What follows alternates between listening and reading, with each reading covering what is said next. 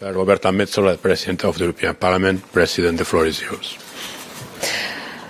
So good evening. I've just finished quite a lengthy discussion with the leaders of the European Council. I'll use this opportunity to emphasize the three main points that I conveyed on behalf of the European Parliament to them ahead of their discussions tonight and tomorrow. First, on sanctions and energy independence, I really hope that there will be an agreement. We cannot afford there not to be, and our aim needs to remain to disentangle ourselves from Russian energy. In essence, we should not be the ones to blink.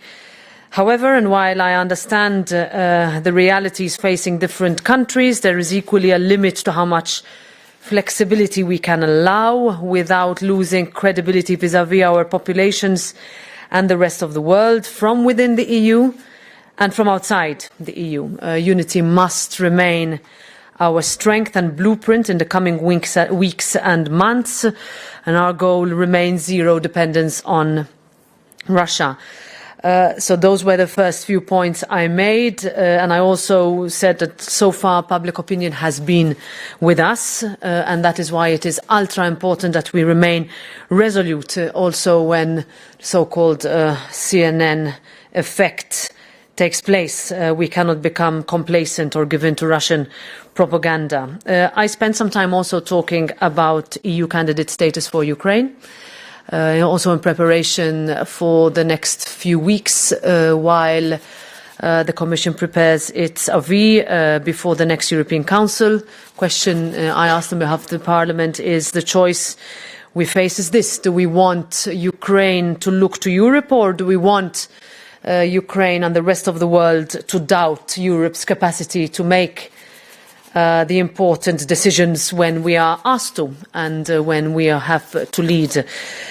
In my view, we have no choice but to bring Ukraine even more close to us, and the worst signal we could give at this point in time would be to show hesitation. What Ukraine needs right now is hope and perspective, and the European Parliament would be a partner to the other institutions, as we have affirmed time and time again, not only in our resolutions but also in the votes that have taken place from a financial perspective, in order to make sure that the right assistance is given to Ukraine, both within Ukraine and also with regards to those countries helping Ukraine with the humanitarian challenges that they face.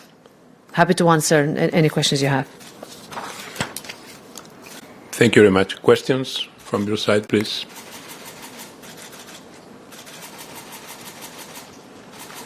Who would like to take the floor first? Yes, please.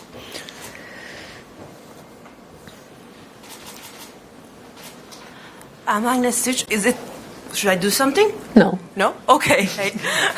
I'm Agnes Such from Anadolu Agency, and I have a question on Ukraine's membership perspective. After having talks with the leaders, how do you see this process, and how the European Parliament can enhance their application? Thank you. So I made it clear also, because when we see the wording of the Council conclusions draft that went through Coreper today, you have a commitment that this is going to be dealt with in the next European Council, and I wanted to make sure that there is zero ambiguity about the European Parliament's position, that it positively views the next step for Ukraine to become a candidate country of the European Union. This would allow not only for the political message to be sent, but also for the next steps that would further integrate Ukraine and Ukrainians, and the possibility for them to access different programs while we look at the rebuilding of Ukraine. So that's the political position that is strong, that stays, and that I have no doubt will continue to have the strongest of support from the European Parliament. And this is precisely what I answered to quite a number of leaders when we discussed the sort of new idea of parliamentary diplomacy, that what we are talking about now after President Zelensky addressed the European Parliament and after my invitation for 160 parliaments around the world to discuss with the national parliaments on how different parliaments, different countries can help Ukraine. This means that while we have at the same time a classic war that is being fought with the invasion of Russia into Ukraine, at the same time you have parliaments that are pushing the leaders and the heads of state and government to take the decisions that they have taken with unprecedented unity, if I may say so. So we very much look forward to the adoption of the sixth package of sanctions. Would we have liked it to go further? Of course. Do we still want it to go further? Of course. And we will continue to make this point even while we see not only the indirect but also the direct implications of what Russia is doing, especially with the food shortage and the problems of supply routes, for example, to African countries of the fertilizer, but also the grains and cereals that they so desperately need. Question suivante. Next question. Yes, please.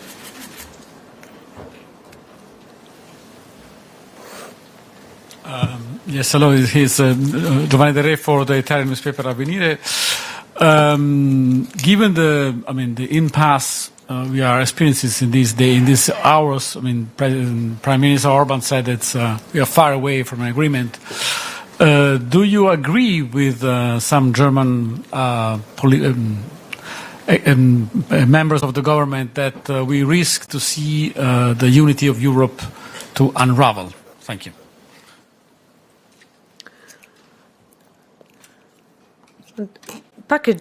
Sanctions packages are never easy to adopt, especially when we are in the fourth month of a war where one country, one autocratic regime has invaded another and broken all the rules. And on this, it is clear that it has been clear from the very beginning that different countries have different realities. Their dependence on Russia differs from a geographical perspective, historical perspective, political perspective. But I think we all, or at least most of all, Putin underestimated the unity with which the European Union can act. I think we can look back at the last 2 years, both during the pandemic but in a post-pandemic scenario where governments have themselves, let's say, contributed to more Europe rather than less. So I continue to be optimistic. We say politics is the art of the possible. And I would definitely not give Putin even 1 second of thinking that the fragility that is being reported would go away from the unity that we have found. The atmosphere in the room is very good, and let's just say I hope that what has been a very difficult few weeks will reach an agreement that can be one that is effective, that has beef, that has teeth, and that we can go to the next step. But one thing is clear, that this war is not going to end anytime soon, and we need to be resolute in our responses, in our unity, and in the way we do politics, because we are democracies, and work with that. Lorenzo.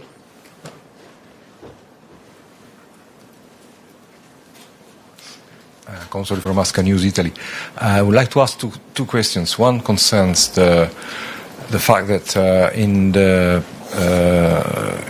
conclusions, apparently for the moment there's not the word ceasefire. Don't you think, like Italy and other countries think, that there should be at least a demand for having a ceasefire, trying to have a ceasefire? Or we think it's too unrealistic in this moment? And the second question concerns the price cap on energy, electric energy, the gas, etc. That's also a demand from Italy. And there is quite a rigid position from many countries, in particular northern countries, Germany, Netherlands. Do you think, and I don't know if in the Parliament this has been this has been discussed, but it is a quite important issue for also the social consequences of high energy prices. Is there a position from the Parliament, or has the Parliament the plan to have a position on this? Because this is something that should be discussed quite deeply. Thank you. Thanks a lot. On the word ceasefire, this is first of all, I would say it's the meaning of the word, right? And what do we mean by ceasefire? If it means that we declare peace at the cost of Ukraine and its territory, then I don't think that's going to be something that we, as European Union, should accept.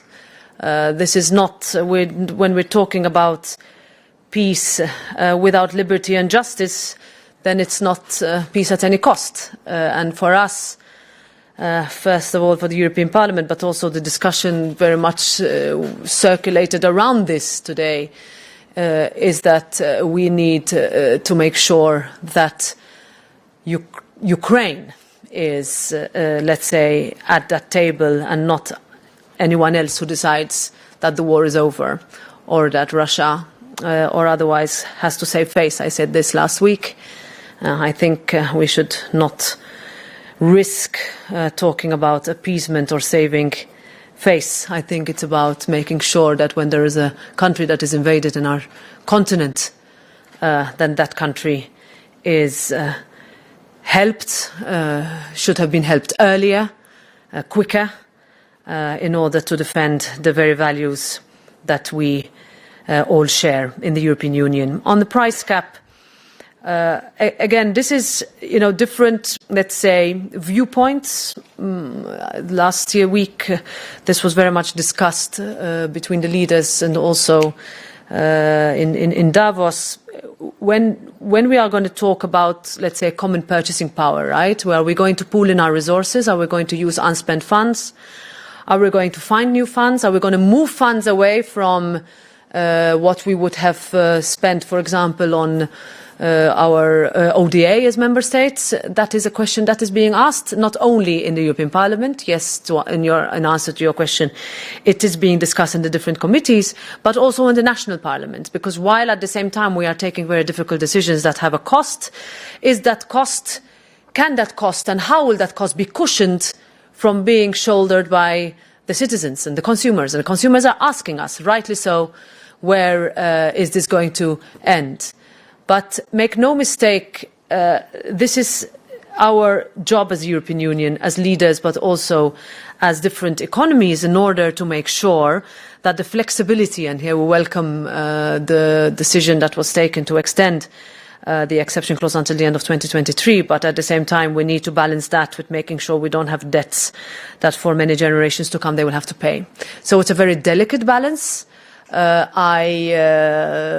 European Parliament is very much working intensively on the Fit for 55 package, because even there can be savings made that could be used in order for us to uncouple our dependence from Russia, in order for us to not to be blackmailed. So the next few weeks and months are going to be very difficult, but let's not allow ourselves to be at the mercy of any division that Putin will seek to take advantage of. And that is where these next few hours and days are crucial, in the language we use, but also the solutions that we find.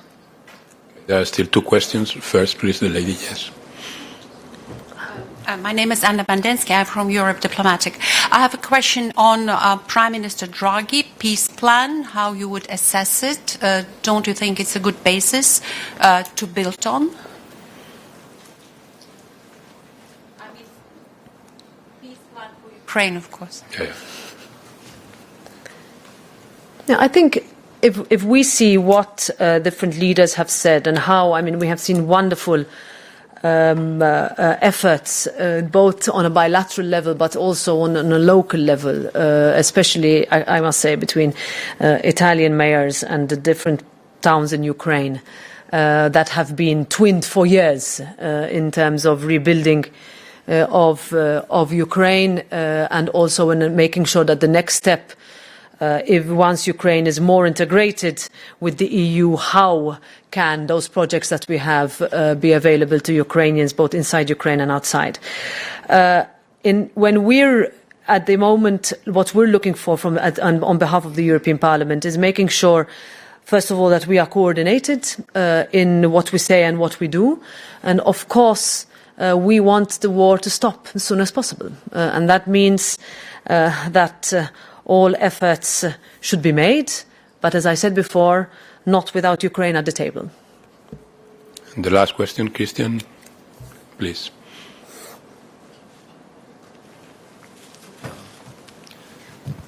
Oui, bonjour. En français, c'est possible? Ça va bien.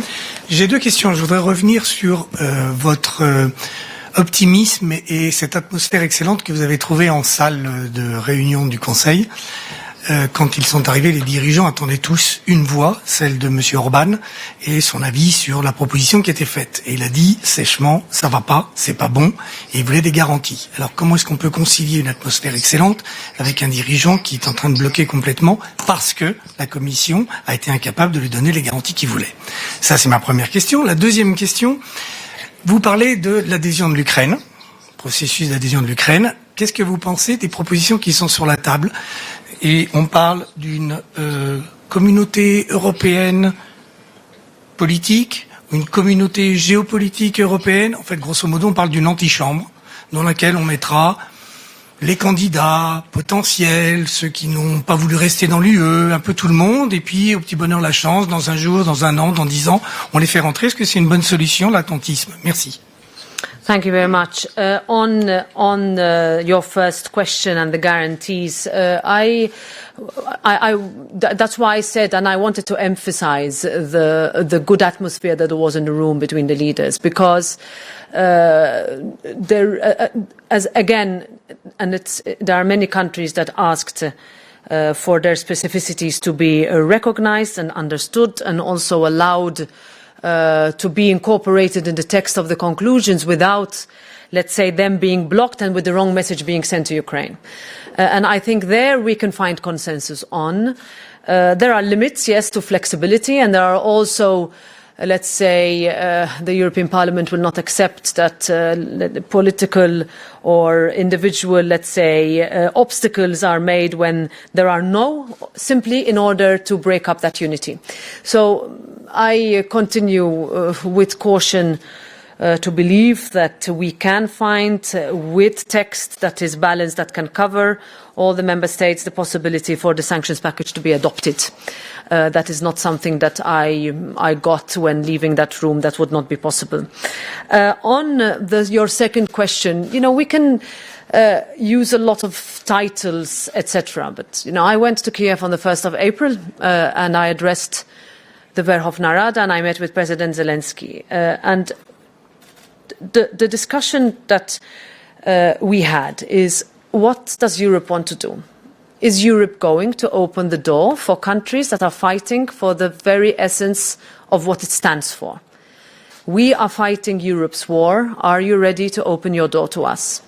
And I think since then, our, let's say, duty has been not only to use political rhetoric, but to actually say, yes, we are ready to open that door. What do we mean by opening that door? That when Ukraine replies with lightning speed to the questionnaire from the Commission, then we reply with efficiency back. And that is what we have on the table, and we have been reassured as a Parliament that that will happen, and that's why we very much look forward to the next European Council. When we talk about different programs, I said today during the summit that a lot of us around the table were campaigning for our countries to join the European Union. It took a long time, many obstacles, many things to achieve, etc. But at the end of the day, we had one goal in order to be around the table because we shared the same values and principles. 97% of Ukrainians say that they want to join the European Union, and we have to respond to that. And at the same time, we need to make sure that if there are countries that have asked, and I specifically also referred to Albania and North Macedonia inside the room, that we do not look away, just like we cannot look away from Georgia and Moldova. Of course, every country has its own path. It would be different processes, but it would be a monumental failure for us as a union that is not only about, let's say, economics or rhetoric, but it is also about democracy and can be a global leader for democracy and security. Now, that is a position I hold not because I am President of the European Parliament, but as a committed European and as I want the European Union to be and to be perceived in the world. I think now is our moment, and we would be failing if we didn't do that. Thank you very much.